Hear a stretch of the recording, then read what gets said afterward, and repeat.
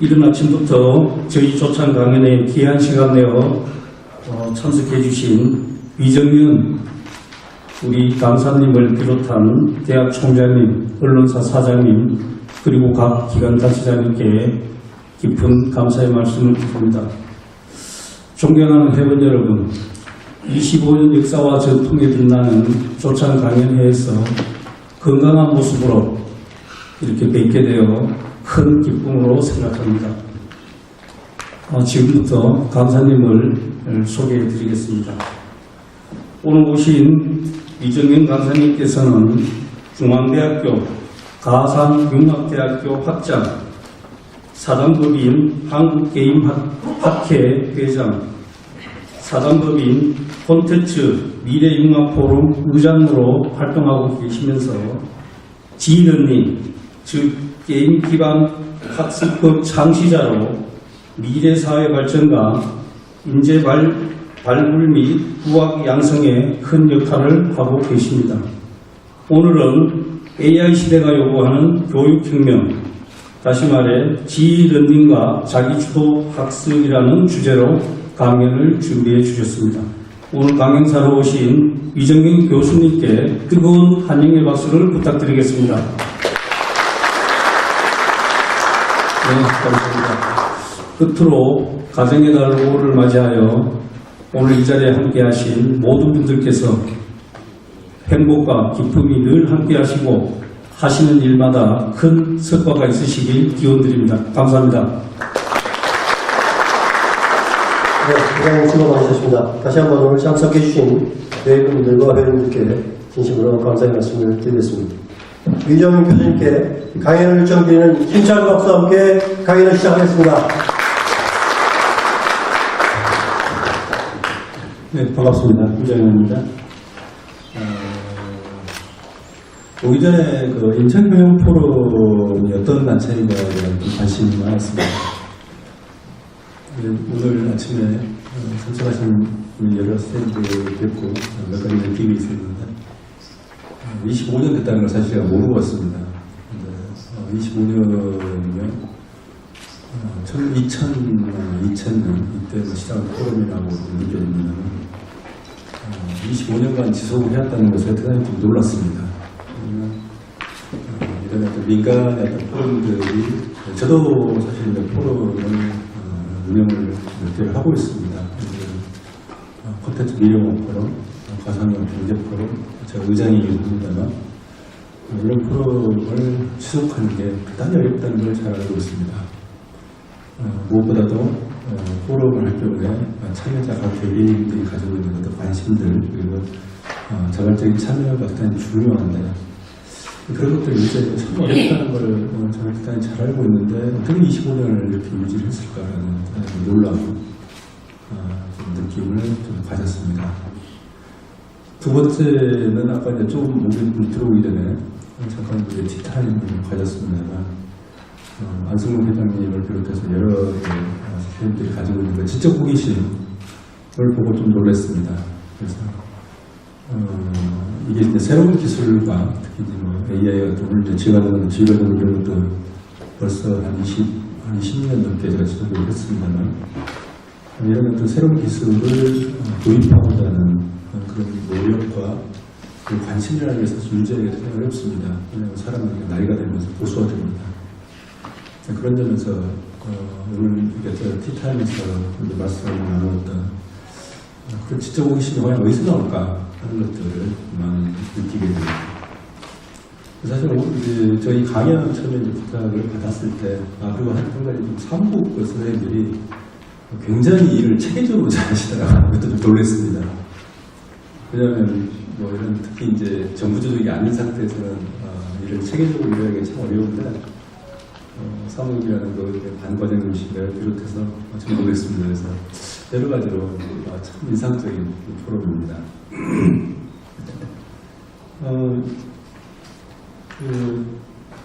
강연에 이전에 제가 이제 현재 우리나라 여러 가지 많은 어려움이 있습니다만 저는 이제 계신 여러 기업가 선생님들이나 여러 일반 단체장님들도 굉장히 공시적으로 다 계실 줄 압니다만 저도 한국대학과 제 교육공부의 글로벌을 위해서 해외로 적극적으로 나가고 있습니다. 그래서 제가 가상융합대학 학장입니다. 가상융합대가 제가 설립한 단과대학입니다. 중앙대에서. 그래서 국내 대학 중 이런 가상융합대학이라는 형태의 대학 시스템을 가지고 있는 것은 최초입니다.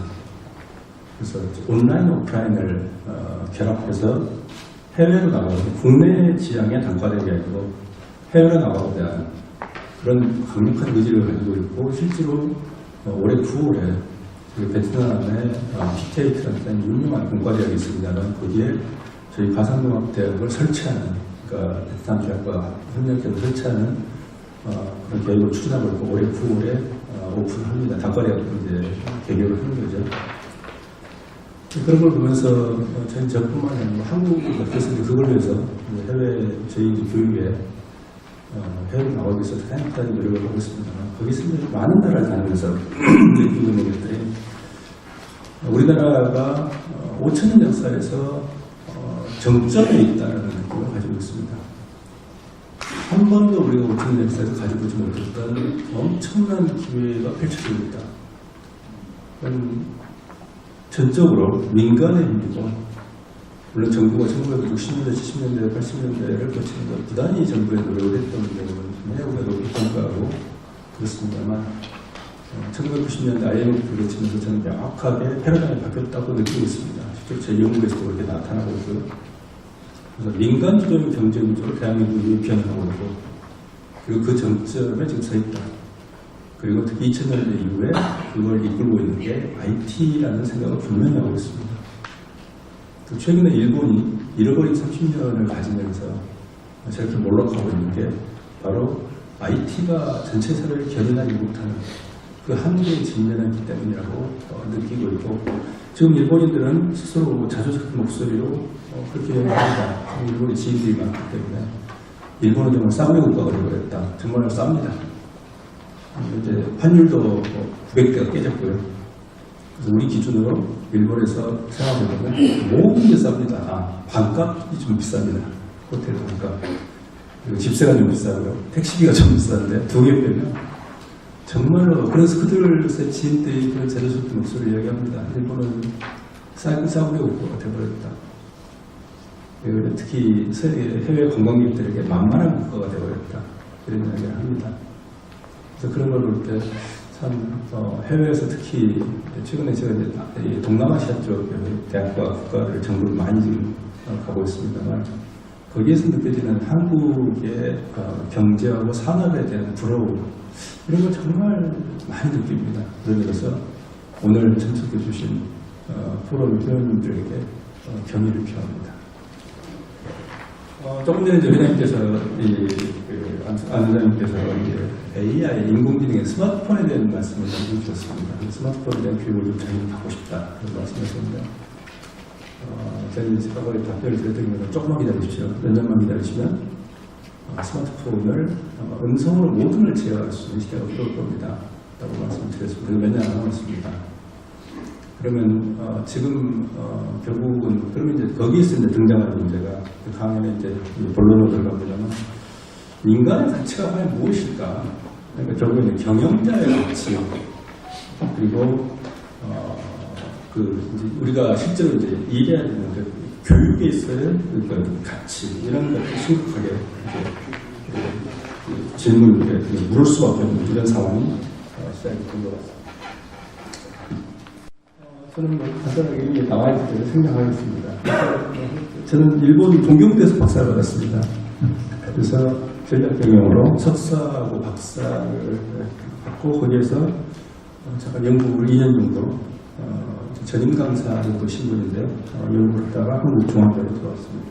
뿐만 아니고 제가 2003년 정도부터 주일에 게임 기반 학습법을 제가 창시했고 그걸 미국이 인식하기 위해서 UCLA에 2010년에서 6년간 제가 교환 교수로 가서 있었기도 합니다.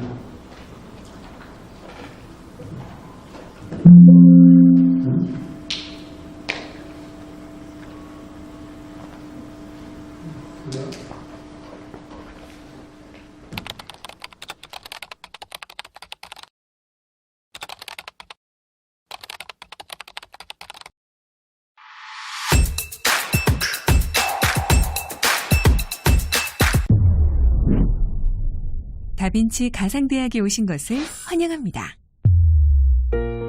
다빈치 가상대학은 메타버스, 실감 미디어 등 첨단 에듀테크에 기반한 대학교입니다. 온라인, 오프라인, 언제 어디서든 다양한 교육 플랫폼과 실감 교육 콘텐츠를 통해 장소에 구애받지 않고 교과 학습이 가능합니다.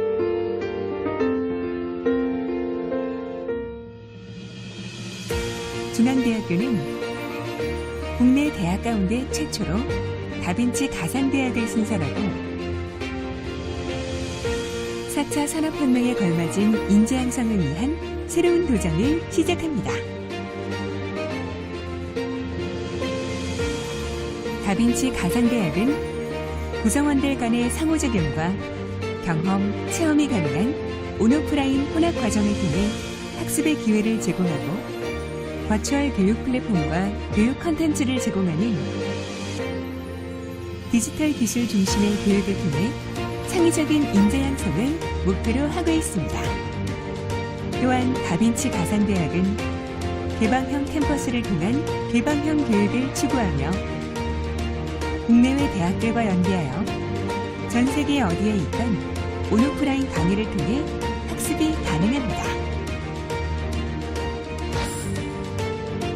융합적 학습 기회를 통한 다양한 전공 습득이 가능하며 실감 미디어 교육에 특화된 실감 미디어 스튜디오 엑스스페이스는 첨단 장비들을 통해 실무형 프로젝트 기반의 학습을 지원합니다.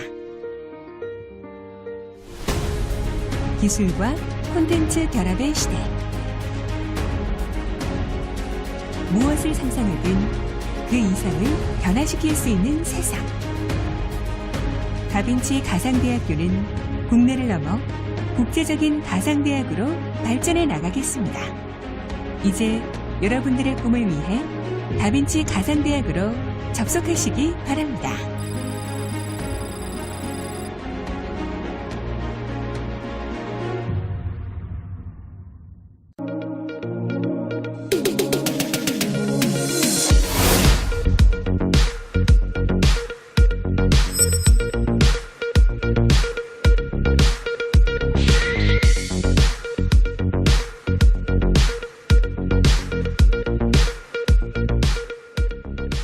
어떻게 하면 좋은 창업, 그리고 창업이라는 게 결국 사회를 바꿔가는 그 사회의 가치를 증진시키는 과정인 것 같아요.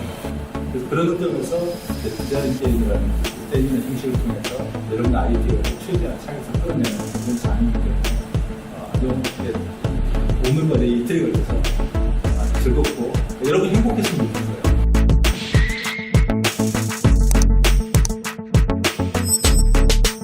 스타트업은 어떻게 시작하느냐?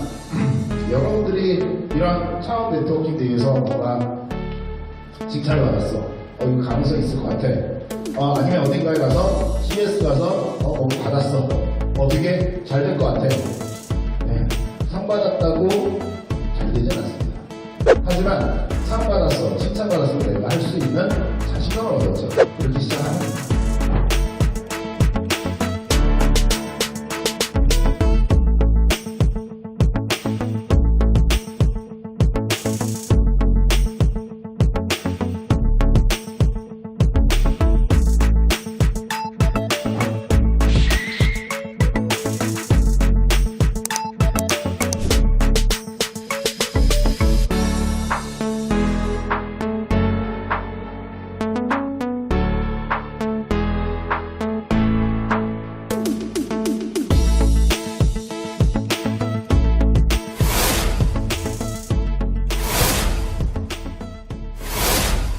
친구가 의료산업학과라고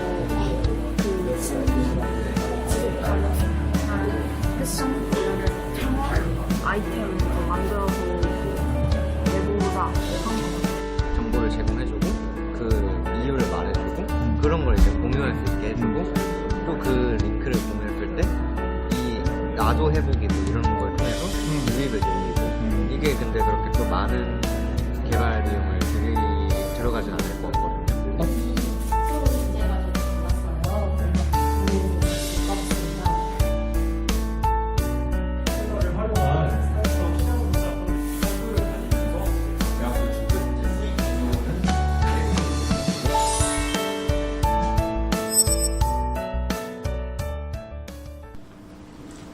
지금 저희가 보여드리는 것은 방금 보신 것은 가상융합대학에서 했던 하나의 이 스타트업 프로그램입니다. 대학생들에서 지금 아마 이 선생님들께서 아마 느끼고 계실 건데 지금 MZ라고 하는 새로운 세대에는 여기 계신 선생님들이나 저 어떤 세대하고 전혀 다른 가치관을 가지고 있습니다. 근데 한 가지 조금 아까 우리가 5천 역사에서 정점이라고 말씀드렸는데 저는 대단히 불안감을 느끼고 있는 게 뭐냐면 이 정점이 내리막기의 시작이 아닌가.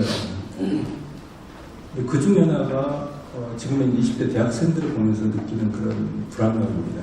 그래서 도전하지 않는다는 그리고 현실에서 단기적인 성과하고 단기적인 어떤 행복에 자꾸 머무르게 한다. 그래서 제가 가상융합대가 설립한 목적 중에 하나도 그렇고 조금 전에 보여드렸던 스타트업이라든지 해커톤을 통해서 그들 좀 강제를 끌어낼 필요가 있겠다.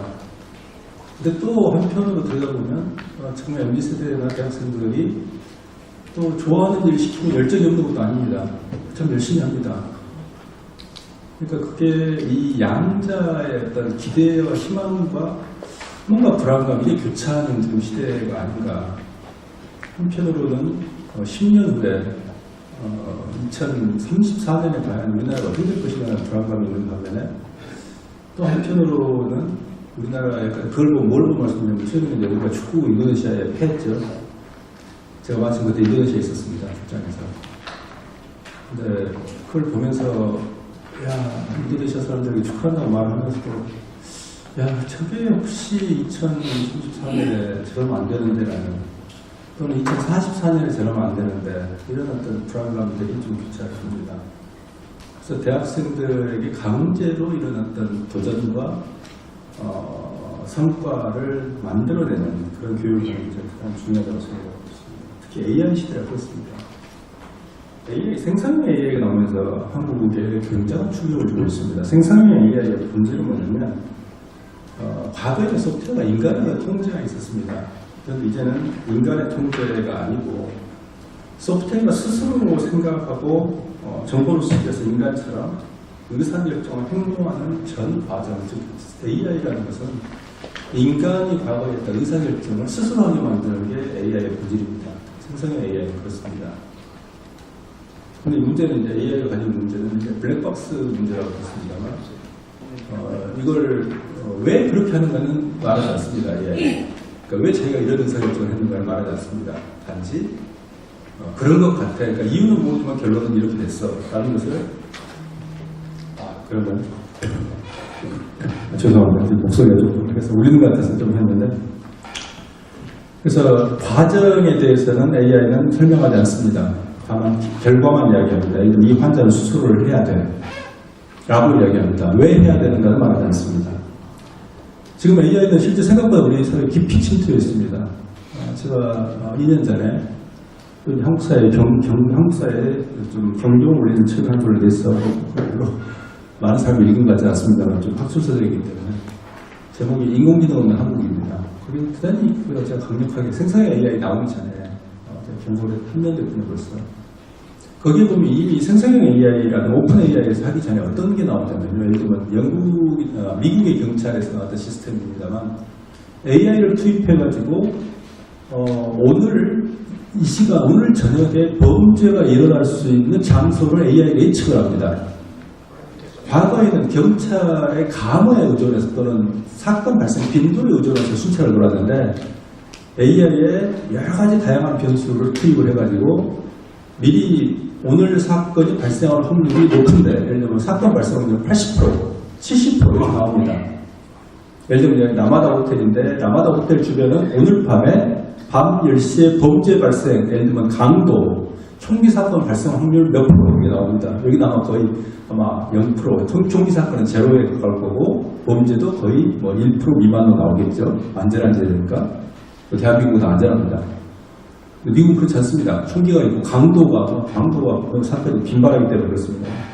그럼 경찰 수색차가 출동합니다. 그래서 거기에 대기하고 있습니다. 실제로 AI가 지시한 대로 순찰차를 배치해서 효율적으로 돌리는데 범죄의 그 발생률이 그게 범죄 억제 효과를 가집니다. 순찰차를 보면 광고도 또 오다가 돌아갑니다. 그래서 범죄 발생률이 떨어졌다는 그 데이터가 나와 있습니다. 심지어는 아마 영국의 경찰이 이미 도입하고 있는 시스템인데 인권침해 논란에 의해 들어가 있습니다. 어떤 걸 하고 있냐면 영화에 마이너리티 리포트라는 영화가 있습니다. 톰 크루즈가 나왔던 주연을 했던 거기 어떤 게 있냐면요. 사람들의 예언자들이 그러니까 예측 기능을 가지고 있는 사람을 모아서 뇌를 연결해서 범죄자를 미리 검거하는 게 있습니다. 그러니까 범죄를 저지르지 않았는데도 미리 검거하는 거죠. 영국 경찰이 그런 비슷한 시스템을 개발했습니다. 그래서 범죄자들의 리스트를 이미 가지고 있는 상태에서 지금 그건 이제 이미 정권 기록을 가지고 있는 거죠. 이 사람의 재범 가능성을 계산합니다. AI로. 그래서 그 사람이 재범 가능성이 높은 사람에 대해서 사전에 억류하거나 사전에 그 사람 주변을 순찰하거나 해서 그 사람에게 심리적인 압박을 가하면서 재범의 확률을 낮추는 걸 합니다. 그게 이제 인권침해 이슈가 있는 거예요. 왜냐하면 범죄를 저지르지 않았는데 범죄를 저지를 확률이 높아졌다는 걸로 제어를 하니까요. 이미 우사는 이렇게 돼버렸습니다. 아까 티타임에서 CCTV 말씀을 하셨습니다만 우리나라 경찰도 이미 CCTV 광범위하게 도입하고 있습니다. 중국은 그보다 더 빨리 가고 있지만 안면인식 기술과 CCTV에서 우리나라 경찰은 강도 사건이 발생하게 하면 피해자를 구제하기 위해서 순찰차가 가거나 구급차가 가긴 하지만 실제로 범위를 검거하기 위해서 현장 출동을 하지 않습니다. 이미 CCTV를 통해서 도주로를 알고 있기 때문에 그 도주로 앞에서 기다리고 있습니다. 근데 거기에 이제 중국 같은 경우는 안면인식 기술까지 들어있기 때문에 그 사람이 계속 도주하는 걸 추적해서 심지어는 수배자조차도 수만 명 안에 찾아냅니다.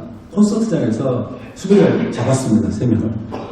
그래서 이제 법인이 그때 이제 뉴스에 나온 걸 보면 중국 잡혔던 사람들 그렇게 이야기했대요. 어떻게 날 찾았어요? 뭘 어떻게 찾습니까? 안면인식 기술을 찾았죠. 그래서 이런 상태인데 그래서 결국은 보면 뭐 하나하나가 결국 AI가 들어간다는 것은 AI가 스스로 의사결정을 한다는 걸 의미합니다.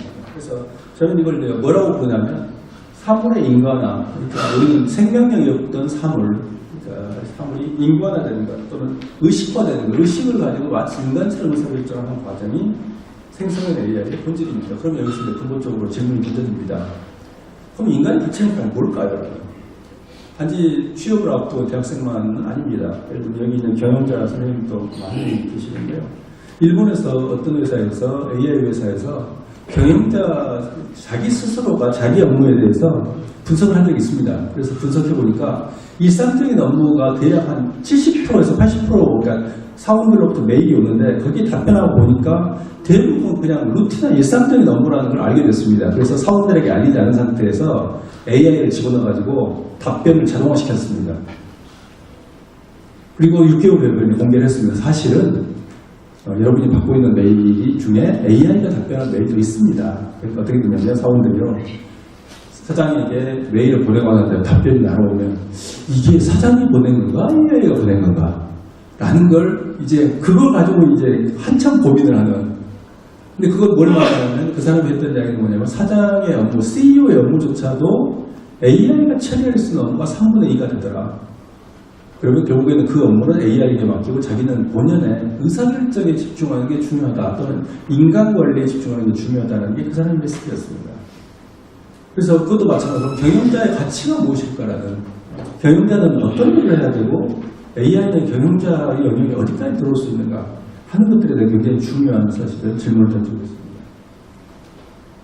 AI 이제 그 가치가 이제 역사상 최초로 호모사피엔스로 최초로 인류로 이제 던져진 겁니다. 당신의 가치를 증명하라는 겁니다. 당신 존재 가치가 있는가?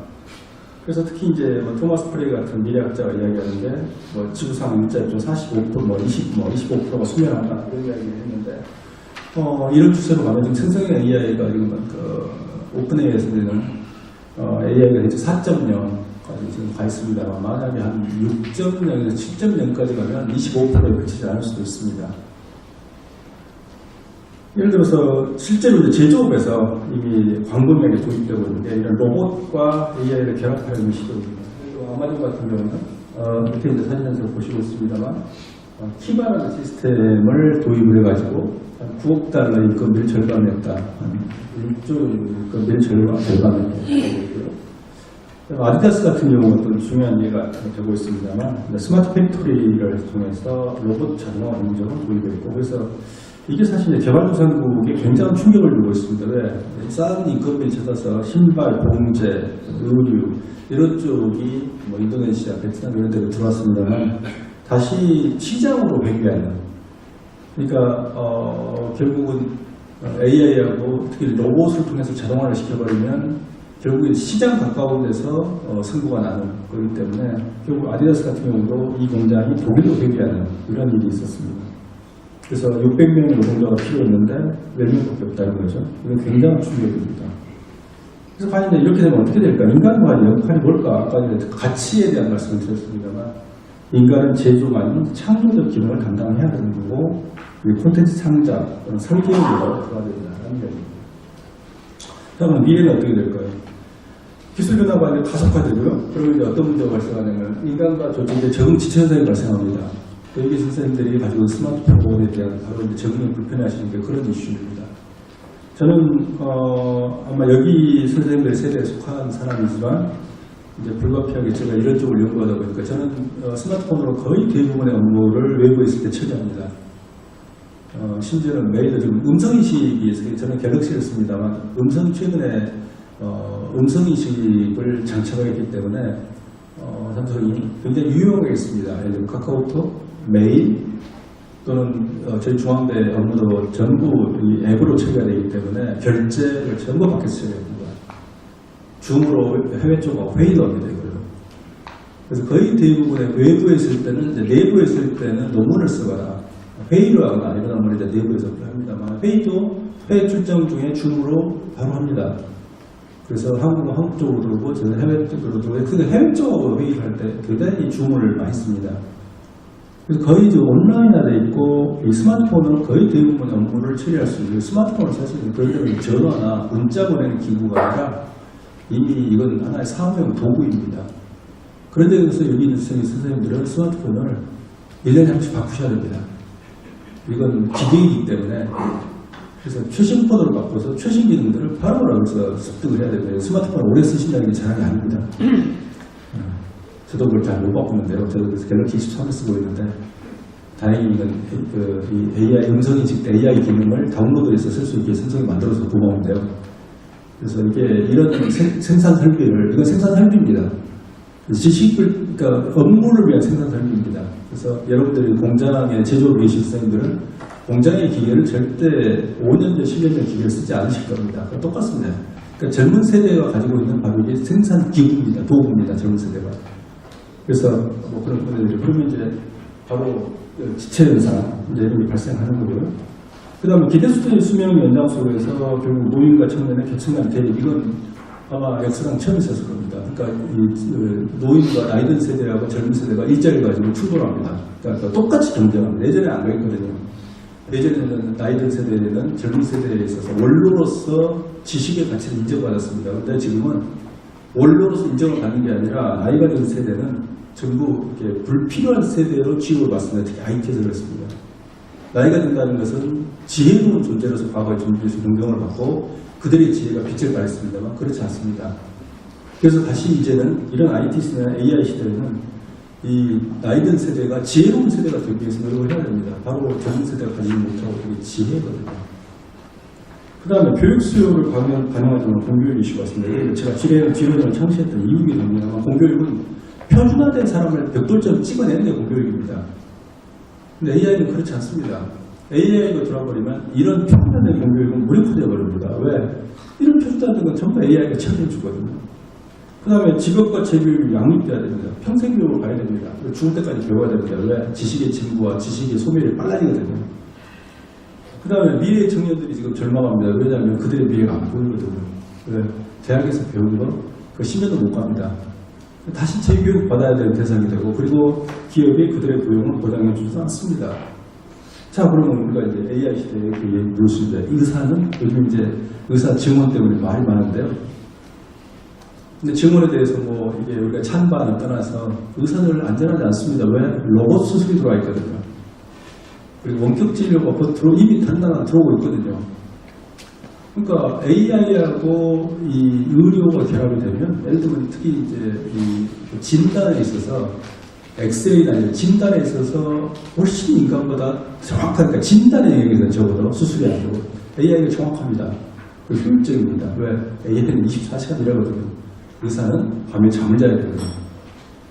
그래서 그런 이슈가 있어요. 그래서 지금 현재 이미 의료계에도 AI가 들어와 있습니다. 예술가는 안전할까요? 안전하지 않습니다. 몇 년 전만 해도 AI에서 살아남을 직업에 의사는 예술가가 있었는데 제가 정말 맞습니다. 왜? 얼마 전에 달리라고 하는 그런 이제 AI 툴이 나와 있습니다. 그것뿐만 아니고 소라라는 오픈 AI 소라라는 동영상을 만드는 걸 공개를 했습니다. 그래서 어떤 텍스트가 어떤 걸 주냐면 도쿄의 밤거리를 걷고 있는 우아한 여성 이렇게 주고 영상을 만들어 보라고 했더니 거기서 나온 영상이 정말 영화처럼 거의 실사에 가까운 영상을 만들어 줬습니다.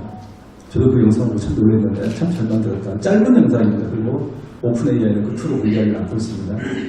하지만 그게 가능한 시대예요.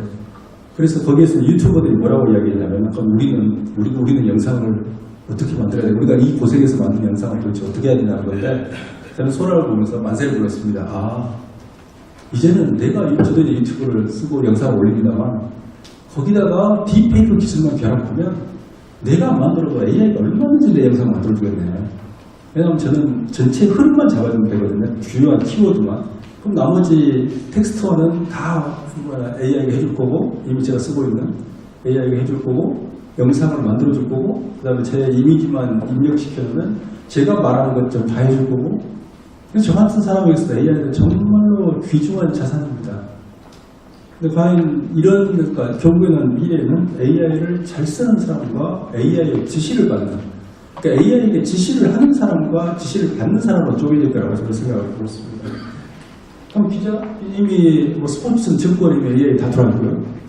너무나 쉬운 이야기고, 정치가 나타났을까? 정치가 정도는 AI가 못할까요? 그냥 가능합니다. 자, 이제 마윈 알리바바 회장이 이제 이런 이야기를 했습니다. IT 혁명은 큰 경제 기능으로 30년간 지속될 것이다. 아마 그럴 것 같습니다.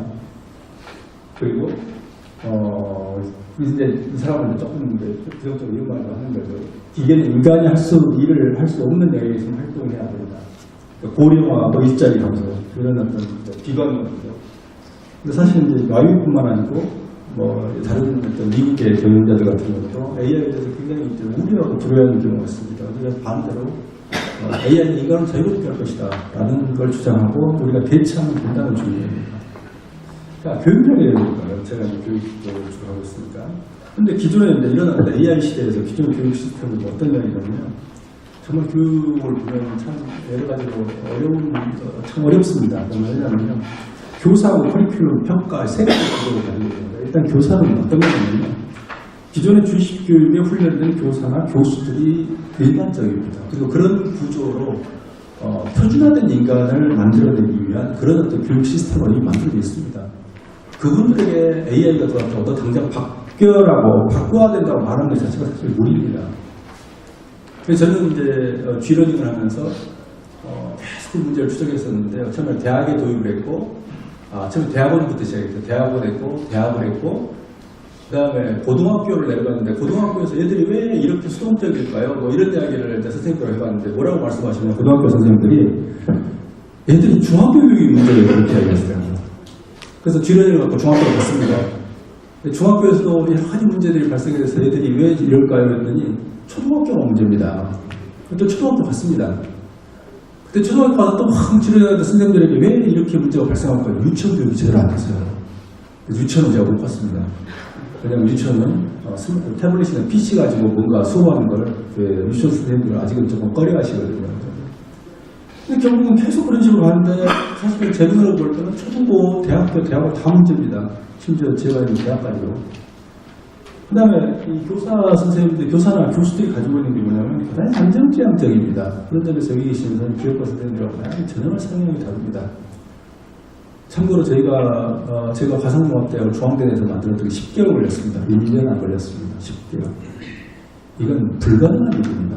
왜냐하면 대학에서요, 전공 하나를 융합전공이라는 학과가 아니고 전공 하나 만드는데 3년 걸립니다. 3년. 일단 교수의 합의를 끌어내야 되고요. 교수 합의가 되면 이 단과대학에 학과에서 승인을 해야 되고 교수들이 학과에서 승인하면 단과대학에서 위원회에서 승인을 받아야 되고 그다음에 교육과정위원회 승인을 받아야 되고요. 교무처에서 승인해야 되고요. 그다음에 총장단에서 승인해야 되고 그다음에 나중에 전체 교부위원회라고 있습니다. 학장대 의결기구인데 거기서 승인해야 되고 재단에서 승인해야 되고 대학 편의에 승인해야 됩니다. 학과 전공 하나 만드는데 3년 걸립니다. 그것도 안 만들어집니다. 잘 왜 교수들이 원하는 전공들이 많거든요. 그래서 저는 10개월 동안 이걸 졸업해가면서 정말 무슨 일을 싸고 있습니다. 무슨 온갖 관련된 처장들. 다행히 저희 총장님이 강력하게 굉장히 개혁적인 분이라 그분이 백업을 안 해줬으면 이건 불가능한 초청보다 바로 그냥 끝납니다. 거기서 느끼고 이게 정말 저는 이제 새로운 걸 하는 걸 좋아하는 스타일인데 정말 안 되는구나. 대학이 정말 정글에 잡초처럼 막 발목을 잡는 걸 보면서 정말 괴로웠습니다. 첫 번째 커리큘럼은 현재 대학의 커리큘럼은 교육 시스템은 화이트 칼라를 양성하기 위한 표준화된 교육 과정입니다. AI는 그런 형의 인간을 원하지 않습니다. 세 번째는 평가. 특히 이제 우리가 문제가 되는 게 수능인데요. 대학을 가기 위해서 수능은요, 기본적으로 창의성이나 응용 능력을 평가하기 굉장히 어렵습니다. 왜냐하면 특히 창의성이 나오면 그 평가 척도가 다 달라지거든요. 그래서 흔히 이제 교육학에서 이야기하는 STEM, 이런 교육이 있습니다. 수학, 과학, 어쩌고 콘텐츠를 만들어 봤는데요. 기본적으로 애들이 다양하게 의견이 나올 수 있도록 내버려 두는 게 그런 스템 교육의 기본인데 평가에 들어가면 답을 골라야 됩니다. 누구는 맞았다, 틀렸다. 결국엔 이런 구조로 되어 있습니다. 자, 그 다음에 이런 상황 속에서 대학의 가치가 급락합니다. 그래서 지금 보면 특히 졸업자하고 취업자 수를 보면 대학이 참 어렵구나라는 것들을 많이 느낍니다. 그래서 특히 대학 같은 경우에 과거에는 1960년대, 70년대, 80년대, 90년대까지는 대학이 기업을 이끌어가고 사회에 많은 사실 지식을 전파하는 역할을 했습니다. 우리가 IMF를 지나면서 그 관계가 역전돼 버렸습니다. 기업이 우리 사회에서는 기업이 가장 앞에 프론트러너라고 합니다. 가장 특히 글로벌 사회에 나가면 더 느껴집니다. 프론트러너고 대학이 뒤에 끌려나가요. 강제로 끌려가는 이런 상황이 되어버렸습니다. 그러니까 기업들이, 많은 기업들이 왜 취업률이 이렇게 되냐면 대학이 가지는 교육이나 불신이거든요. 그래서 거기에 대해서 제 자신도 깊이 반성하고 있습니다. 자, 그 다음에 AI 있다고 교육 다시 이야기해보면 그렇습니다. 성경에 나온 전제, 기독교 신자는 아닙니다만, 가이사이거든 가이사이대로 이런 구절이 있습니다. 근데 거기서 보면 어떤 거냐면, AI가 할 수 있는 건 AI로, 인간이 할 수 있는 인간은 두 개를 쪼개야 된다는 이슈가 있습니다. 그래서 이게 미래의 기본 교육의 원칙이라고 생각합니다. 여기는 가장 중요한 개념이 암묵지 개념입니다. 테스트 나리티. 그래서 일본의 음악가 이코지로 교수가 한 10여 년 전에 전 세계적인 열풍을 불러일으켰던 게 바로 지식창조의 경영이었는데요. 여기에서 이 사람은 지식을 형식지하고 암묵지로 구별했고요. 암묵지라는 것은 경험에 의해 만들어진 지식이고 전달이 곤란하다. 그러니까 여기 계신 교육자 선생님들, 기관자 선생님 가지고 있는 노하우 이건 암묵지입니다. 설명이 잘 안 됩니다. 그래서 이걸 내가 가지고 있는 경험을 다음 세대에 어떻게 전수하지? 전수 잘 안 됩니다. 왜냐하면 암묵지라고 했습니다. 형식지는 뭐냐면 객관적이고 문서등의 형태로 전달 가능합니다. 그래서 인터넷에 돌아다니는 대부분 형식지입니다. 하지만 거기에 암묵지는 없습니다. 젊은 세대가 결의되거든요. 바로 이 부분입니다. 암묵지는 경험을 통해서 얻어질 수 있는 거지만 형식지는 학습과 암기를 통해서 얻어질 수 있습니다. 그래서 그렇게 되면 어떻게 되냐면 암묵지는 인간이 담당하고 형식지는 기계가 담당하는 AI 담당이 되는 그런 이야기가 바로 나옵니다. 그러면 AI 시대에 필요한 암묵적인 어떤 게 있을까요? 5가지 정도 저는 이야기를 합니다. 창의성, 갈등 조정 능력, 열정, 리더십, 문제 해결 능력. 이게 5가지 이야기합니다.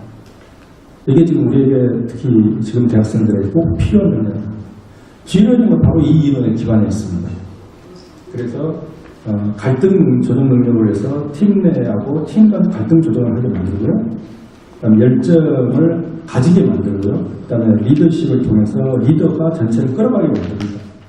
그리고 창의성과 문제 해결 능력을 함양해 줍니다. 그리고 특히 나중에 이제 제가 영상에 보여드리겠습니다만 교사 학생의 역할이 변화합니다. 그래서 제가 AI 시대를 예측하고 시작한 건 아닙니다만 결국 교사 역할을 어떻게 바꿔버리냐면 교사는 티칭이 아니고 멘토링을 하는 존재로서 바꾸고 있습니다. 그리고 관찰자로서의 교사. 교사는 수업 과정에서 50분 수업을 하면 교사는 10분만 작동합니다. 나머지 50분은 40분 학생들이 걸립니다. 학생들이 알아서 합니다. 시스템에 따라서. 그걸 보고 이제 선생님들이 충격을 받는 거죠.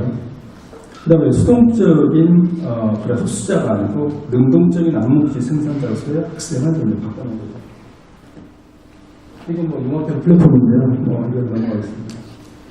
자, 그다음 수업을 실제로 일단 2004년, 20년 전에 했던 수업인데 볼까요? 자기가 지금 삼계탕을 만들고 싶은데 닭고기 없다고 다 갖고 소리쳤잖아요, 그죠? 그래서 물품 사기에서 사고 싶으니까 여기서 닭고기 뭐예요? 음식이죠? 음식 중에 닭고기가 있어요. 닭고기. 보면 여기 갔는데도 닭고기 없는데요? 그럼 어떻게 해야 되겠어요? 이제부터는 더 이상 삼계탕을 만들 수가 없는 거예요, 다. 그러면 어떻게 돼요? 다른 데서 마늘 없는 조가 있을 거란 말이죠.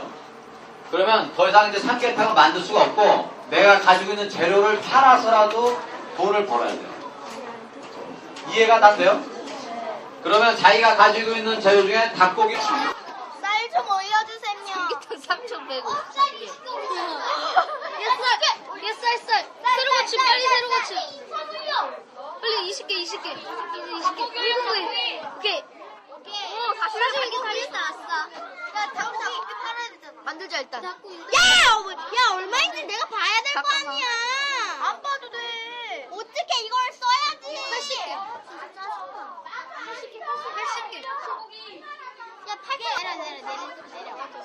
삼계탕 여기 있잖아. 얼마 생길까? 우리가 먼저 했다. 고기 없어. 훔쳐갔다.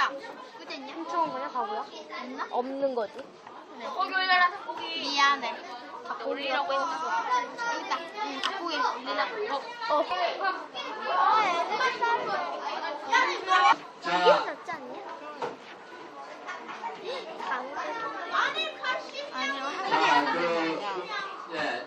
다 올려봤어요? 자, 조용히 의자를 들고 이제 자기 자리로 조용히 의자 살짝 조금만 들고 20개. 네? 다 팔렸다. 다음 시간부터 다 아니야, 잘해. 야, 9대 뭐 했어? 아직 안 했다고. 야, 우리. 야! 자기 그릇 없어, 우리. 뭐하냐, 지금 이거 만들면 없어지는 거잖아. 아, 니네 쌀 없어? 만들었잖아.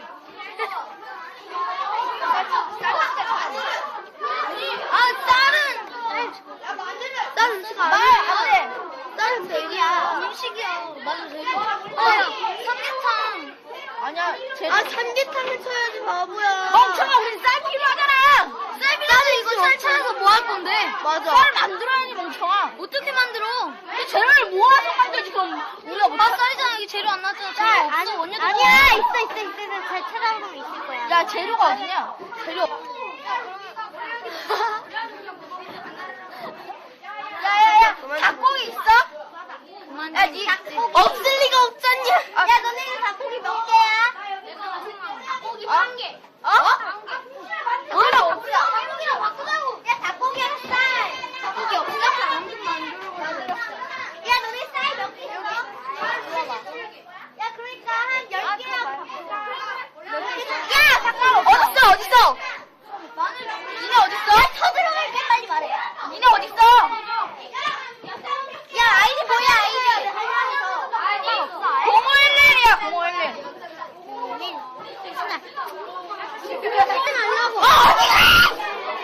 어디가?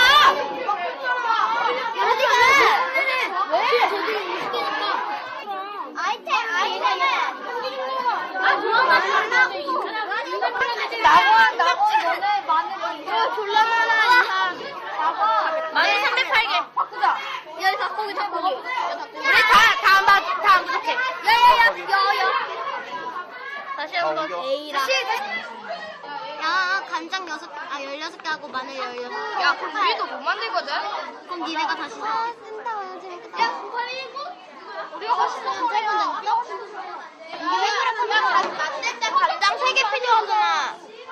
그리고 간장 하나고 마늘은 3개 필요하잖아. 그러니까 우리가 더 많이 필요한데. 그렇게 아니 또 하면 로비 우리가 못한 줘. 왜 안 돼? 간장이 더 싼 거잖아. 필요 없어. 설마 그때까지 그렇게 먹으면 안 되지. 아, 왜 나와? 지금 마늘. 너희가 우리한테 마늘 살 거야? 니네 뭐 살 건데? 마늘 돼. 마늘 한 10개 줄게. 야, 그러면 우리 뭐 살 거야? 꿀 몇 개야? 꿀 120개. 마늘 10개. 몰라? 야, 우리가 만들 수 없잖아. 꿀 하나밖에 안 쓰잖아. 꿀을 만드는데 하나밖에 안 쓰잖아. 근데 마늘 3개나 써. 맞아. 야, 그럼 우리가 이게 2004년에 제가 서울의 서정초등학교에서 했던 사회수업, 사회경제. 그래서 여기서 애들이 가르치는 건 수요와 공급, 가격 결정, 이걸 가르치는 거거든요. 근데 보시다시피 이게 완전히 그냥 시장통입니다. 그래서 아까 학생들이 무심결에 욕이 나오잖아요. 바보야. 왜냐하면 자기들끼리 논쟁하는 거거든요. 어떤 재료가 필요하지, 어떻게 사야지, 그리고 어떻게 해야 원가가 떨어지지, 이런 걸 보는데, 나중에 얘들의 감상문을 보게 되니까, 지금 그러니까 그때 당시에 지금 저게 4학년이기 때문에 12살 정도, 10살 정도 됐다고 치면, 저기 20년 전에 지금 벌써 한 30이 됐겠네요, 이 학생들이. 근데 어떤 게 있냐면, 그동안에 사회과목에서 배웠던 예를 들어 수요 공급 이런 말이 뭔 말인지 몰랐다. 그런데 실제로 해보니까 알겠더라, 뭔 말인지. 이런 말이 나왔고요. 그 다음에 또 정말 이 부모에게 감동적인 스토리가 있었는데요. 감동적인 구절이 있었는데요. 아버지가 회사에 가면 그냥 돈을 주는 줄 알았다. 실제로 해보니까 돈 벌기가 얼마나 어려운지 알았다. 우리 아빠의 노고에 대해서 정말 눈물이 날 정도로 감사한다. 이게 실제로 있습니다. 그러니까 애들이 이게 실제로 돈을 하는 비즈니스를 시켜보니까 초등학교 4학년들에게 그리고 이 손익 계산을 시켜보니까 이게 죽은 맛이거든요. 자, 이게 결국에는 체험형 학습이라는 이런 부분 그런 것들을 그런 거고. 그럼 이거 제가 2009년에서 11년에 교육부에서 교육법 문체부와 같이 해서 주변에 연구학교를 운영했던 결과입니다. 그래서 저희는 데이터를 보여드리기 때문에 수업의 성과가 실제로 성적 향상으로 나타납니다. 그러니까 저희들이 측정하는 몇 가지가 있습니다. 그러니까 전통적인 성적, 그러니까 그리고 창의성, 학습에 대한 동기부여, 모티베이션 등등을 합니다만 전체적으로 모든 게 올라갑니다. 특히 학부모들이 관심을 가지고 제가 이제 한 20년 하면서 느낀 게 뭐냐면 아무리 창의적이고 좋은 툴도 성적이 안 올라가면 학부모가 싫어합니다. 정말로 그래요. 그래서 보여줬습니다. 성적도 올라갑니다. 성적도 올라갑니다. 근데 이걸 넣어놓으니까 선생님들이 너무너무 좋아하세요.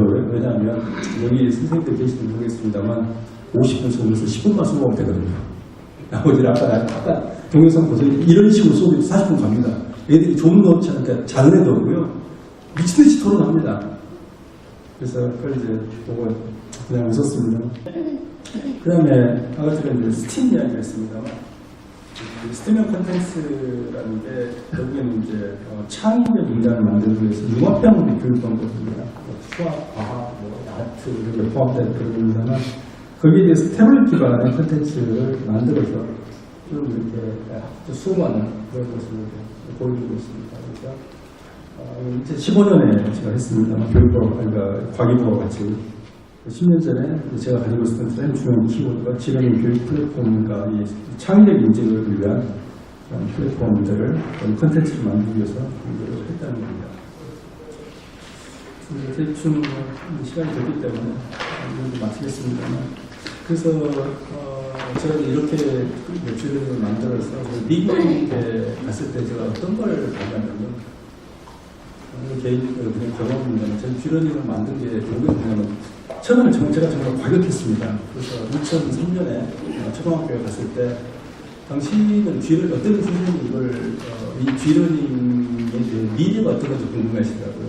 뭐라고 했냐면 당신의 궁극적인 목표가 뭡니까? 뷰러닝을 통해서 라고 어떤 선생님이 질문했어요. 그때는 정말 제가 과격했기 때문에 교사와 학교의 역할을 없애버리는 겁니다. 라고 이야기했더니 두 번 다시 그 학교에 불러주지 않더라. 그냥 선생님들의 역할을 없애버리는 게 제 목적이라고 했기 때문에 사실 그 생각을 여전히 가지고 있습니다. 그래서 전통적인 교육 방법, 저는 학생들에 있어서 학교는 감옥하고 똑같다고 생각합니다. 가기 싫은데 가야 돼요. 근데 저희가 지러닝을 6개국에, 그러니까 미국, 일본, 그다음에 한국은 한 200개 정도 있고요. 인천도 있습니다. 인천도 조선 지역을 중심으로. 그리고 인도네시아, 필리핀, 베트남 6개 나라를 들어갔는데 어느 나라랑 똑같은 상황을 직면했습니다. 애들이 학교 교육이 굉장히 고통스러워하고 있고 이 표준화된 교육 과정에 애들이 지식하고 있다. 그러니까 창의성을 줄이는 거죠. 근데 제가 이제 왜 지러닝을 저는 이제 굉장히 많은 어려움 속에서 지러닝을 이제 지속을 해왔는데 제가 왜 이걸 하고 있는지를 알게 하는 사건이 미국에서 있었습니다. 미국에 한 5년 정도 있었는데요. 미국도 공립초등학교는 굉장히 열악합니다. 선생님들이 선생님들의 전체 수준이 많이 떨어집니다. 그건 객관적 현실입니다. 미국은 선생님들 존경하는 직업도 아닙니다. 임금이 낮은 직업입니다, 선생님들이. 그래서 애들에게 있어서 선생님들은 굉장히 어려운 존재일 뿐만 아니라 실제로 학력이 떨어지는 애들을 가르치는데 선생님들이 굉장히 불편합니다. 그래서 벽에 세우고 그러는 합니다. 지금 우리는 상상도 못할 일이죠. 벽에 벽 꼭 서 있어 있는 합니다. 넌 나는 아이스 있는 합니다. 근데 쥐러닝을 집어넣으니까 그런 애들이 그러니까 중하위권 애들이 살아납니다. 그러니까 행복한 거예요. 공부라는 게 재밌다는 걸 처음 알게 되는 겁니다. 근데 마지막 시간에 제가 이제 학교에서 학생들에게 오늘이 마지막 시간이다. 내일부터 여러분 교과서로 돌아가야 된다. 3개월 정도 됐는데 그러니까 어떤 여학생이 노트북을 끄라고 제가 UCLA에서 노트북을 그래서 투입했거든요. 노트북을 가슴에 안고 안 주는 거예요. 울면서. 선생님이 나중에 혼내더라고요. 프로페서 위가 빨리 가야 되니까 내가 안 줘요. 울어요. 그래서 그걸 보면서 야 정말 애들이 다시 불꽃으로 돌아가는 데 대해서 저렇게 힘들어하는구나. 그런데 반대로 이야기하면 제가 쥐러닝이라는 걸 통해서 애들을 행복하게 하는구나. 그러니까 학교를 정말 행복한 무언을 바꾸는구나 하는 걸 느꼈고요. 지금 생생한 AI가 등장하면서 저는 그걸 더 절실하게 느낍니다. 애들이 표준화된 과정이 아니라 하나하나가 이렇게, 그러니까 가상융합대학 저희 학생들을 보면요. 다른 것보다도 저희가 주로 현재 이제 융합교육을 기반으로 교육을 하는데요. 다른 전공 학생들에 비해서 저는 이제 경영학부하고 동시에 양쪽에 수업을 합니다만 경영학부 학생들에 비해서 애들이 훨씬 더 다이내믹하고 행복하고 밝고 웃고 그럽니다. 근데 왜 그럴까 하고 보니까요. 경영학부가 성적 훨씬 높습니다. 1등급 애들이에요. 중학교 경영학부는 굉장히 들어오기 어렵습니다. 근데 가만히 애들에게 조사를 해봤더니 중학교 경영학부 애들은 엄마 아빠가 가라고 해서 오늘 좀 많더라고요. 근데 제가 하는 가상융합대학에서 게임 인터랙티브라는 7반 미래 이런 학과들이 있는데 거기는 자기가 선택해서 온 애들이에요. 엄마 아빠하고 상의하지 않았더라고요. 그래서 애들이 정말로 수업 시간에 살아있고 정말 시끄럽습니다. 그러니까 뭐 팀플 시켜놓으면 정말 시끄럽고 결과를 내기 위해 뭔가 만들어내서 굉장히 노력하고 그래서 이게 이 AI 시대에서 인간이 살아가야 될 교육과 결국에는 사회의 미래가 아닌가. 그러니까 인간이 기계보다 우수하다는 것, 그리고 창의적이라는 걸 그걸 보여주는 교육이 이게 아닌가라고 생각을 합니다. 네, 제 강의 이상 마치고 질문 받겠습니다. 고맙습니다. 네, 질문까지 드렸습니다. 아까 말씀드린 대로 교수님 강의 들으시고 질문이신 명의 주시면 질문을 받도록 하겠습니다. 질문 없으신가요? 네, 저기 마이크 좀 해주시죠.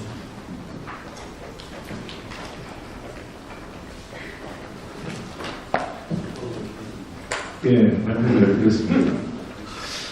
말씀하신 제가 질문이 준비가 제대로 잘 안 되는데 최근에 AI 동향을 보면 그냥 AI가 아니라 어떤 정반은 예상합니다. 한 5년 이내에 그 AGI가 Artificial General Intelligence가 될 것입니다. 그래서 그 AGI는 결국은 이렇게 보면 인간하고 거의 동등 수준이 되시다 이렇게 예상을 하고 있습니다. 그리고 또 로봇하고 이제 결합이 돼서 이제 우리가 이제 인간하고 있습니다.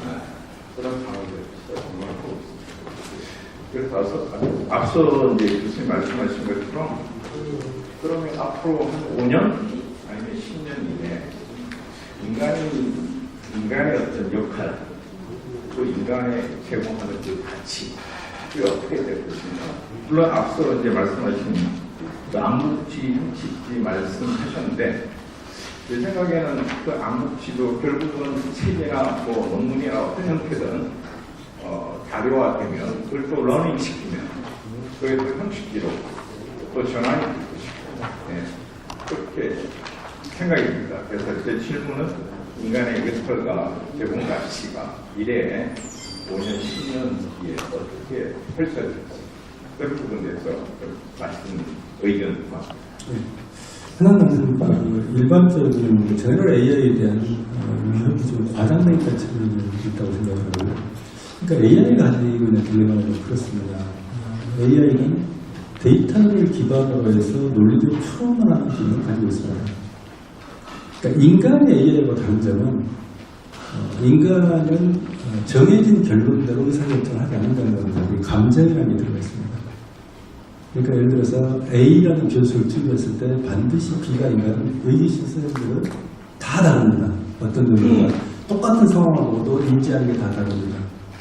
그런데 만약에 AI에게 그런 어떤 불확실성을 부여해버리면 그건 이미 AI가 아닙니다. 그러니까 랜덤하게 결론을 낼 수 있는 기능을 넣을까 말까인데 현재의 AI라는 그 본질 속에서는 그게 추론을 넣어서 그런 랜덤한 결론을 낼 수 없습니다. 예를 들어서 지금 현재 자동차에서 자율주행차 같은 경우 그렇습니다만 지금 굉장히 많은 심각한 딜레마가 뭐냐면 예를 들면 앞에 차를 달리고 있는데 오른쪽에 어린이가 2명이 있고 왼쪽에 뭐 나이 든 어르신이 3명이 있다 또는 5명이 있다. 어느 쪽으로 핸들을 펴야 되는가 그 딜레마입니다. 그게 자율주행차 개발에서 대단히 어려운 해결이 안 되는 문제입니다. 근데 우리는 그 인간이 만약 핸들을 조작하게 하면 자기 가치관에 의해서 어느 쪽으로 돌립니다. 이러면 노인을 희생시킬 건가 숫자적으로 적은 애들을 2명을 죽일 것인가 그러니까 죽게 된다는 거. 이 딜레마인데 결국에는 거기에서 윤리적 문제가 결합되기 때문에 어려운 결정을 해야 됩니다. 근데 AI에서 그런 윤리적 결정을 요구할 수는 없습니다. 정해진 결국에는 투입되는 변수에 따라서 AI는 자동적으로 결론을 내야 되기 때문에 그건 안 됩니다. 그래서 저는 이제 특이점, 시뮬레리티 이런 말하고 2025년 이런 이야기 하는데 저는 그건 안 된다고 생각을 합니다. 다만 선생님이 말씀하셨던 형식지가 끊임없이 확장될 거다. 암묵지가 형식지로 흡수될 거다. 그 말은 맞습니다. 왜냐하면 과거에 사실은 우리가 AI가 왜 우리가 두려워하냐면 정신노동으로 들어오기 때문에 사실 두려워합니다. 근데 과거를 돌이켜보면요. 육체노동에서 AI 정도의 충격을 주었던 사건들이 있습니다. 그게 뭐냐면 공작기계입니다. 공작기계, 특히 그 수치제어 공작기계라고 하는 NC 머신인데요. 이때 나왔을 때는 정말로 엄청난 충격을 줬습니다. 육체노동자들에게. 왜? 장인들을 다 쓸어버릴 것이다. 장인들이 전부 소멸할 것이라고 생각을 했고 실제로 또 관련된 장인들은 바로 형식지로 이 지식이 전환되어 버렸기 때문에 많은 사람들이 소멸했습니다. 그럼에도 불구하고 끊임없이 인간은 그 윗단으로 올라갔던 거거든요. 예를 들면 갈등 조정을 생각해보면 알 수 있습니다. 예를 들면 갈등 조정을 과연 누가 할 것인가.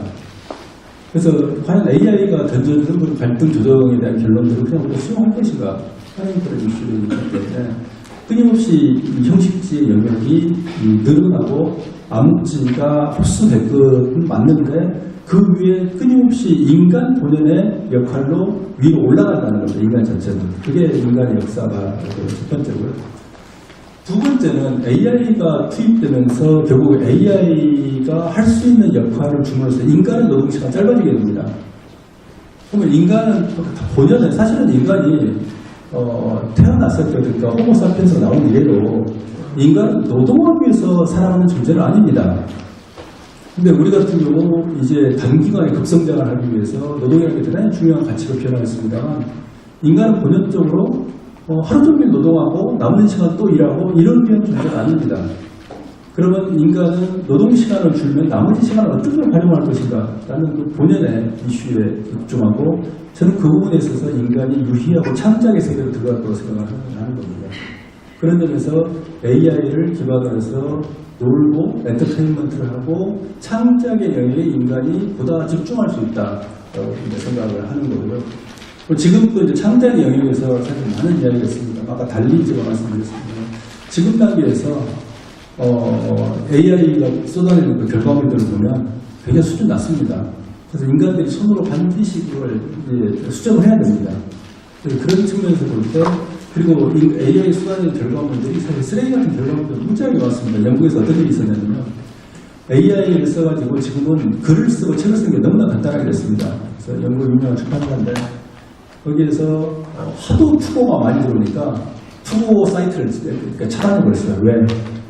편집자가 그 쓰레기 같은 그 수만 편을, 그러니까 수백 편 정도 예전에 투고가 있었는데 책을 의뢰를 받았는데 갑자기 수만 편이 들어온 겁니다.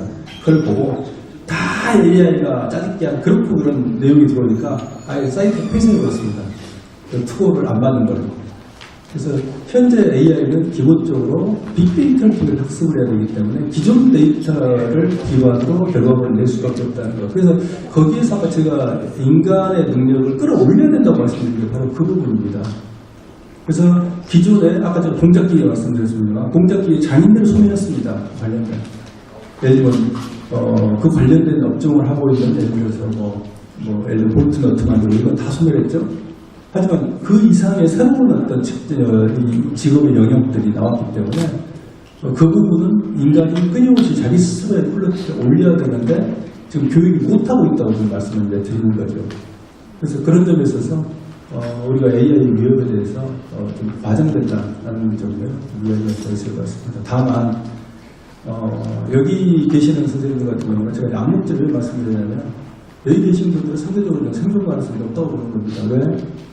경험이 있기 때문에 그렇습니다. 경험. 그렇게 사람을 다루는 경험입니다. 사람을 다루는 경험은요, 제가 아까 이제 경영자 일에 AI를 대체했다고 말씀드렸는데, 그건 매뉴얼화 할 수 있는 업무입니다. 사람을 뽑고, 사람을 관리하고, 사람 마음을 읽는 그것은 AI가 안 됩니다. 그리고 AI가 한다 하는 순간 굉장히 인간은 강한 거부감을 느끼게 되어 있습니다. 그래서 그런 점에서 인간을 다루는 일은 결국에는 인간을 위로하고 지금 그 전문에도 말씀드렸습니다. 대학생도 말씀드렸습니다만 그들은 굉장히 풍요롭습니다. 물질적으로 굉장히 공허합니다. 얘들 이야기 들어보면요, 인간관계가 단절되어 있거든요. 서로가 옛날처럼 우리처럼 친하지 않습니다. 학생들 간에 수업에 같은 팀인데 얘 왜 안 왔냐고 물으면 모르겠는데요. 그럼 저는 이제 얘들을 좁니다. 너 왜 같은 조인데도 얘들이 온지 안 온지 왜 안 왔는지 확인 안 하니 그러면 해야 되는군요. 그럼 카톡 보내고 있습니다. 전화해봐. 그럼 전화를 해야 되는군요. 라고 하는데 얘들이 관계가 단절되어 있기 때문에 굉장히 공허합니다. 그런 부분을 AI가 채워줄 수가 없습니다. 그건 인간이 가지고 있는 본연의 기능이라고 생각해요. 네, 교수님 답변 감사합니다. 질문 한 번만. 강의 잘 들었습니다. 근데 우리 이정현 학장님께 제가 이제 좀 건의 겸 말씀을 한마디 드리고 싶은 것은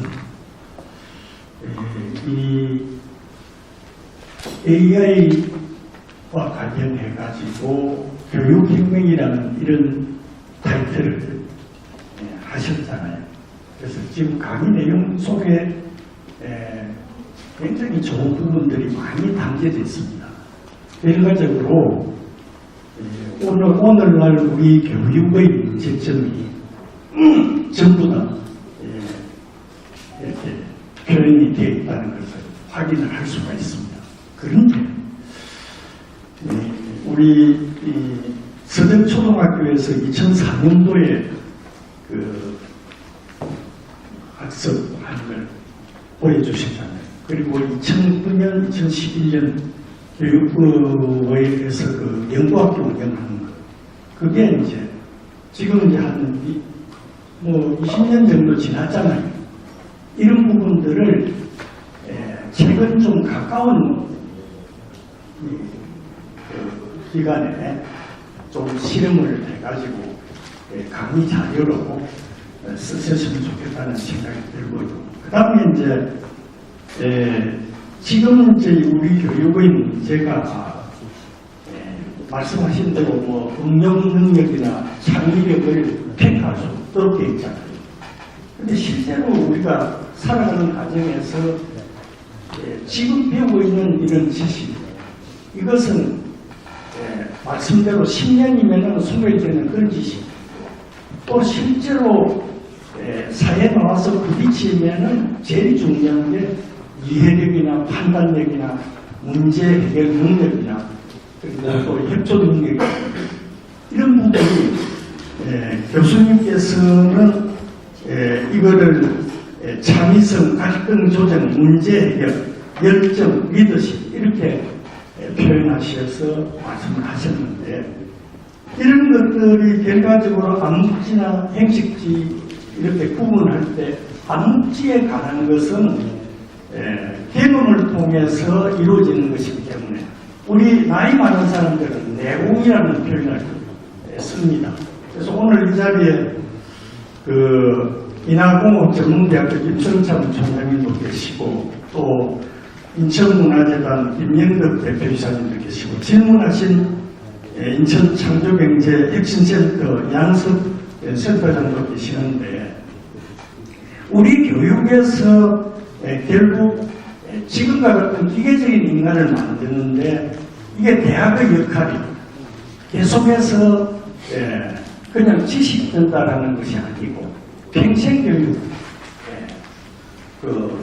평생 살아가는 데 필요한 그런 지식과 그리고 경험을 전달해 줄 수 있는 그런 대학으로 변화가 되어야 되는데, 이제 이정인 교수님이 시작을 잘 하셨는데 그 벽을 한번 넘어보시는 것이 어떻겠느냐 하는 건의를 하는데, 거기에 대해서 처음 시작할 때 열정을 가지고 교육을 바꾸는데 좀 그런 역할을 해주십사 하는 데 대한 답변을 듣고 싶습니다. 네, 감사합니다. 시간이 짧게 답변드리면, 제가 가상융합대학을 만든 목적이 사실 거기에 있습니다. 그래서 저희는 가상융합대학의 커리큘럼을 전부 새로 짰고요. 근데 문제는 제가 너무 열정이 넘치니까 학교의 기존 시스템하고 많이 충돌하더라고요. 저희는 이제 커리큘럼 할 때 졸업분야 이수학점을 따지는데, 제가 필요한 이수학점의 2배를 커리큘럼을 짜갔더니 교무처 팀장이 그러더라고요. 교수님, 의욕은 좋은데요, 학생들 아무도 안 합니다. 그래서 현실을 인정하고 이수학점을 다시 이제 한 120% 정도로 다시 낮췄는데, 2배에도 120% 낮췄는데, 그런 열정을 가지려고 저도 이제 노력을 하고 그래서 만들었습니다. 아까도 제가 이제 10개월의 가상과학대를 만들었다고 말씀드렸는데, 그 과정 속에서 어떤 일이 없었겠습니까? 정말로 많은 사명을 넣고, 해외에 가는 것도 마찬가지고, 대한민국, 그러니까 대학은, 우리나라 대학은 어떤 생각을 하면 기업하고 똑같다고, 이상한 상황이 똑같다고 보는 게, 대한민국의 대학과 교육은 글로벌 교육 시스템으로 가지 않으면 죽습니다. 중앙대는 인구가 줄어도 향후 100년을 갈 겁니다. 중앙대는 모질에 문제 없습니다. 하지만, 우리가 언어의 장벽이 있는, 저는 굉장히 두려워하는 게 AI에서 두려워하는 게 언어 장벽이 있게 되는 겁니다. 언어 장벽이 있게 되면 여기에 선생님들과 저 같은 사람은 굉장히 유리합니다. 하지만 만약에 대학이 좀 보호받고 있는 언어 장벽이거든요. 만약에 언어 장벽이 있게 돼서 우리 학생들이 자유롭게 미국 대학의 교육을 받아들일 수 있다면, 수업을 듣는데 아무 문제가 없다면, 언어 장벽이 없어져서 그 상황이 달라지게 되는 겁니다. 그래서 제가 해외 쪽으로 빨리 가야 된다고 생각하고 가상융합대를 설립했던 이유가 바로 거기이고요. 또 하나는 아까 선생님 말씀하신 대로 창의성 이슈입니다. 창의성인데 또 아쉽게도 손이 많이 들어갑니다. 정말로 손이 많이 들어갑니다. 그걸 기계할 수는 없더라고요. 아직은. 모르겠습니다. 한 50년 지나면 어떻게 되는데, 학생들을 마음을 어루만지고 학생들을 끌어올리고 격려하고 그다음에 변화시키고 왜냐하면 이 수학적인 학습법에 굳어있거든요. 이걸 깨야 됩니다. 말을 그 껍질을 깨줘야 되거든요. 근데 요즘 학생들은요, 아마 지금 신입사원도 그러겠지만 혼내면 두려워합니다. 여기 선생님들은 과거에 상사로부터 무지하게 혼났을 겁니다. 근데 지금은 혼나면요, 저 사람이 나를 미워한다고 생각해요. 그러니까 그 워딩 그 자체 단어만 받아들여요. 그 단어 이면에 따뜻한 마음을 못 느낍니다. 지금 애들, MZ 애들. 그럼 언어 사용이나 표현법을 바꿔야 됩니다. 그래서 정말로 차용성 교육이라는 게 손이 많이 갑니다. 그래서 저는 아까 이제 G러닝을 좀 최근에 데이터를 가지고 아직 얘기하는데, 저는 제가 씨를 뿌리 20년 전부터 씨를 뿌렸고, 그 씨앗들이 곳곳에서 지금 G러닝에 참여하는 기업이나 그런 교습들이 굉장히 많이 생겼습니다. 그런 점에서 제 역할을 인정을 했다고 생각합니다. 네, 감사합니다. 네.